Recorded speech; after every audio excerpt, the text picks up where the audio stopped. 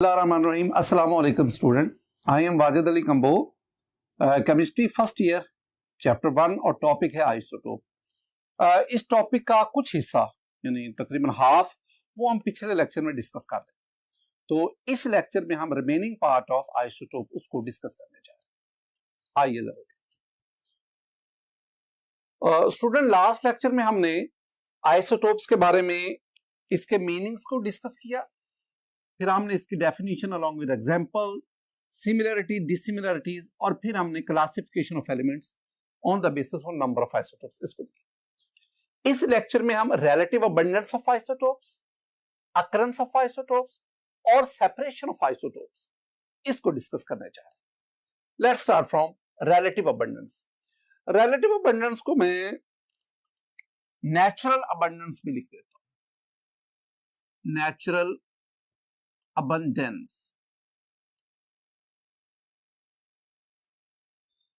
Student, इसकी definition पे आने से पहले जरा कुछ चीजों को समझे। मेरे पास ना ये कंटेनर है, फर्ज करते इसमें नियॉन गैस है, नियॉन, NE, नियॉन एक ग्रुप जो 8th है उसकी inert gas, noble gas. These are various atoms of neons. हमने कहा था कि नोबल गैसेस के एटम्स ही मॉलिक्यूल कराते हैं because they are stable. These are various atoms of neon. Neon is an element and these are atoms of this element. अब इसमें देखें, नियॉन के ना 3 किस्म के एटम्स होते हैं, नियॉन 1020, नियॉन 1021, नियॉन 1022। तीनों का एटॉमिक नंबर 10 सेम, लेकिन मैस नंबर डिफर कर रहे हैं। लिहाजा ये तीनों एटम्स जो हैं they are isotopes of neon, isotopes of neon. तो neon is tri isotopic element, it has 3 isotopes. अब ना आप देखें, आप इनमें से काउंट करें कि इस किस्म के आइसोटोप कितने हैं, इस किस्म के कितने हैं और इस किस्म के। अगर हम इसको निकालें तो हमारे पास आएगा कि ये जो पहली किस्म के आइसोटोप्स हैं जो रिलेटिवली ज्यादा हैं, ये हैं 90.92%। ये जो दूसरी किस्म के ये हैं हमारे पास 0.56% और ये 8.82%। ये जो मैंने परसेंटेज ली है ना हर एक आइसोटोप की, इस मिक्सचर ऑफ आइसोटोप्स में, तो किसी एलिमेंट के मिक्सचर ऑफ आइसोटोप्स में एक आइसोटोप की जो परसेंटेज है वो उसकी कहलाती है relative abundance. So the relative abundance of this isotope, I mean 1020, is 90.92, 1021.56 and 1022 is 8.82। तो इन चीजों को आपने ज़हन में रखना है। रिलेटिव, इसी से हम इसकी डेफिनेशन निकालते हैं। डेफिनेशन में मैं लिखूंगा the percentage of an isotope in a mixture of isotopes of an element is called relative abundance. Next में स्टूडेंट, एक दो बातें ये एंटी टेस्ट वगैरह के लिए या MCQs के लिए इंपॉर्टेंट है। Stability of isotopes is directly proportional to their relative abundance, यानी जितना कोई आइसोटोप जितना ज्यादा स्टेबल होगा उतनी उसकी रिलेटिव अबंडेंस, नेचुरल अबंडेंस ज्यादा होगा। यानी इसमें ये जो फर्स्ट है नियॉन 1020, चूंकि इसकी रिलेटिव अबंडेंस ज्यादा है, इट मींस ये बाकी के मुकाबले में ज्यादा स्टेबल है। दूसरी बात, the concept, the relative abundance is measured by mass spectrometry. Relative abundance of isotopes is measured by mass spectrometry. ये आपसे ना स्टूडेंट, ये आपसे एग्जाम में एमसीक्यू पूछा जाता है और उसमें जो ऑप्शन दिया जाता है ना वो ये मास स्पेक्ट्रोमीटर है कि हम रिलेटिव अबंडेंस किस मेथड के जरिए मालूम करते हैं। तो आंसर है मास spectrometer.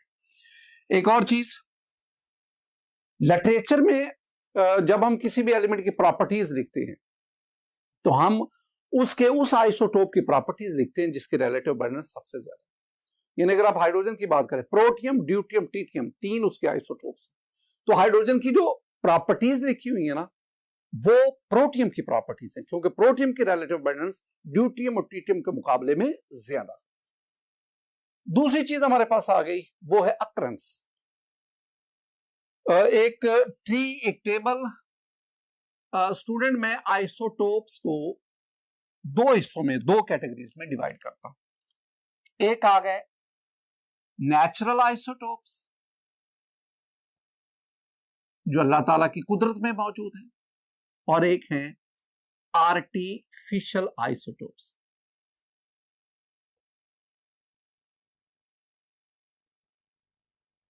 which are prepared by nuclear disintegration in laboratories, तो इनको आर्टिफिशियली प्रिपेयर करते हैं। Natural isotopes they are 280 in number. Artificial isotopes they are almost 300. लेकिन स्टूडेंट अब इनकी जो तादाद है वो 1000 से भी ऊपर से। बहरहाल we have to follow the book. Natural isotopes they are of 280। Out of 280 40 isotopes are unstable. मैं अनस्टेबल को रेडियो एक्टिव कहूंगा, radioactive. while the remaining 240 they are stable, I mean they are non-radioactive.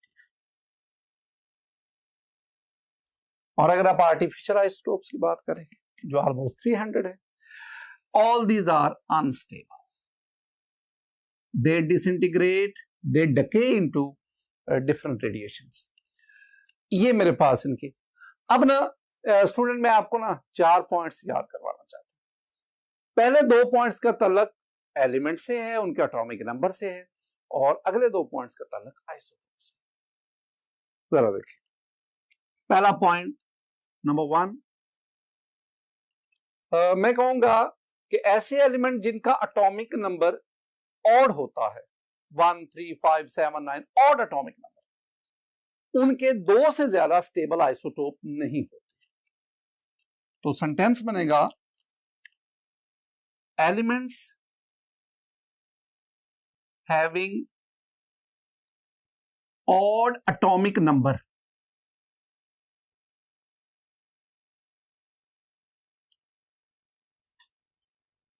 do not possess more than 2 stable isotopes। इसमें जो याद रखने वाली चीज को समझना, वो स्टेबल आइसोटोप्स। अब एक स्टूडेंट कहता है, वो कहता है सर हाइड्रोजन के एटॉमिक नंबर 1 है, तो हाइड्रोजन के तो 3 आइसोटोप्स हैं, 1H1 है, 1H2 है, 1H3 है, तो इसका तो एटॉमिक नंबर 1 है, ऑड एटॉमिक नंबर है, तो फिर इसके 3 क्यों? स्टूडेंट मैंने कहा स्टेबल। स्टेबल हाइड्रोजन के ये जो पहले 2 है ना, प्रोटियम और ड्यूटियम, दे आर स्टेबल। ये जो ट्रिटियम है ना, this one is radio active isotope. Radio active, radio active mean unstable, ये तो अनस्टेबल है ना, तो मैंने स्टेबल की बात की। आप ना सिल्वर को ले लो, बोरॉन को ले लो, क्लोरीन को ले लो। Silver atomic number 47, boron atomic number 5, chlorine atomic number 17।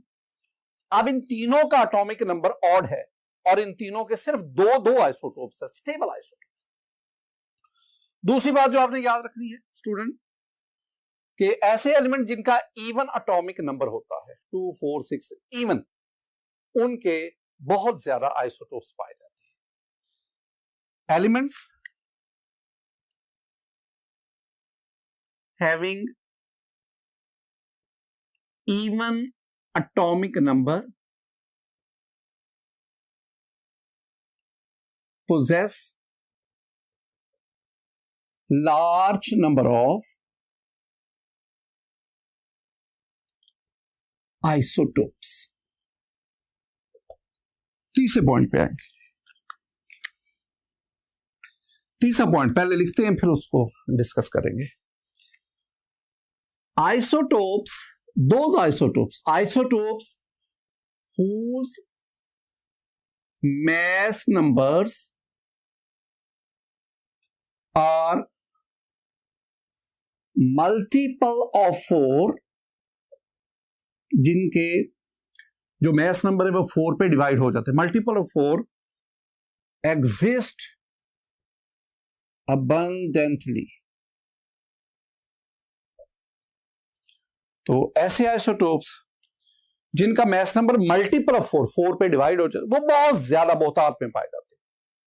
मैं उनमें से 5 आइसोटोप्स का जिक्र करता हूं। मेरे पास एक आपको समझाने के लिए, याद करवाने के लिए एक टोटका है। ओ मज सी काफी,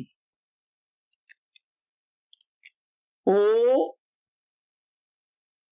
मज सी काफी, oxygen, magnesium, silicon, calcium and iron. अब आपने इनके ना एटॉमिक नंबर, मैस नंबर दोनों देखें। Oxygen 816, magnesium 1224, silicon 14, 28, calcium 20, 40 and for iron we have 26, 56। Student, ये जो मैंने ऊपर लिखे हैं ना, ये इनके मैस नंबर्स हैं, और इनको देख लें, all these mass numbers are multiple of 4। It mean कि दीज आइसोटोप, ये जो मैंने 5 लिखे हैं, दे एग्जिस्ट अबंडेंटली, बहुत बहुतायत में पाए जाते हैं। सबूत क्या है? इसका सबूत है, ये मेरे पास अर्थ है, ये अर्थ। स्टूडेंट, जमीन की सरफेस से लेकर ये नीचे तक, ये इतना, ये 35 किलोमीटर है। सरफेस फर्श है, अब अंदर जमीन के अंदर 35 किलोमीटर, ये जो है, this one is called earth crust. Earth crust, हम इसे कशरे अर्ज कहते हैं, फारसी जुबान का लफ्ज कशर अर्ज। अर्ज मीन जमीन, कशर कहते हैं छिलका, जमीन का छिलका। अर्थ क्रस्ट जमीन का, और ये कितने किलोमीटर का छिलका है? ये 35 किलोमीटर। अगर आप अर्थ क्रस्ट की कंपोजिशन देखें तो ये जो 5 मैंने आइसोटोप्स लिखे, they form 50% of earth crust. ये जो 5 आइसोटोप्स हैं, ये अर्थ क्रस्ट का तकरीबन 50% बनाते हैं। It mean they exist abundantly, बहुत बहुतायत में पाए जाते हैं। चौथी बात जो आप याद रखेंगे,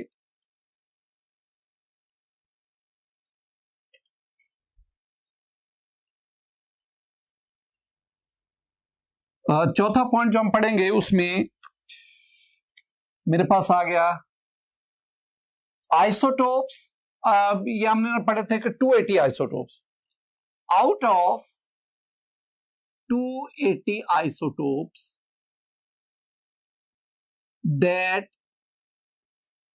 occur naturally, 154 isotopes have even atomic number and